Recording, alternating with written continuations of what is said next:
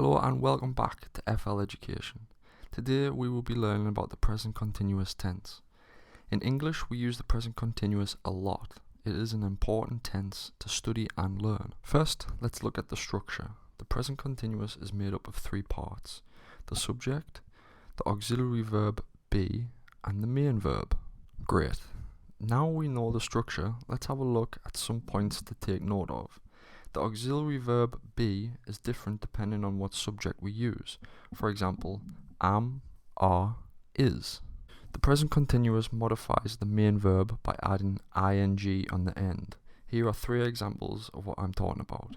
The word run turns into running, the word work into working, and the word read into reading. Another point to note, if the sentence is negative, then we must add not between the auxiliary verb and the main verb. Also, like with the present simple, if we ask a question using the present continuous, we switch the subject and the auxiliary verb. Now that we understand the structure, let's look at three example sentences. Number 1, I am running to the office. Number 2, you are working hard. Number 3, he is reading a book. Fantastic. Now we will discuss how to use the present continuous. There are two ways we can do this.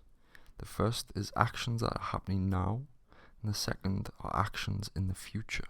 We can use the present continuous to describe something that is happening around the present moment, either just before or just after. For example, Paul is learning English.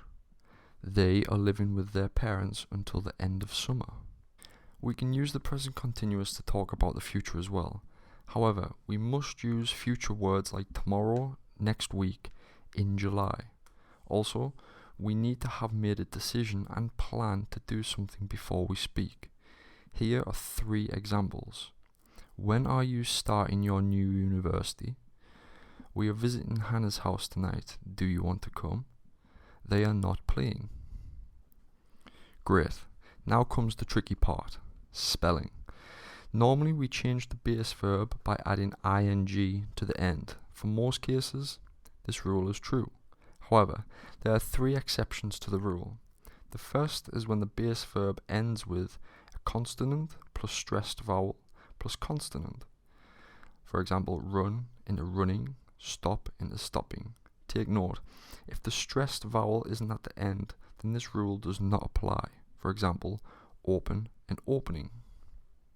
The second rule, if the base verb ends in ie, then we switch them for a y. Here are two examples. Last but not least, third rule, if the base verb ends vowel plus consonant plus e, then we must get rid of the e and replace it with ing. For example, come into coming, mistake into mistaking. That is the end of today's lesson. Thank you very much for watching. Please check out my Instagram page for daily flashcards and my website for online tutoring lessons. Thank you very much and see you soon.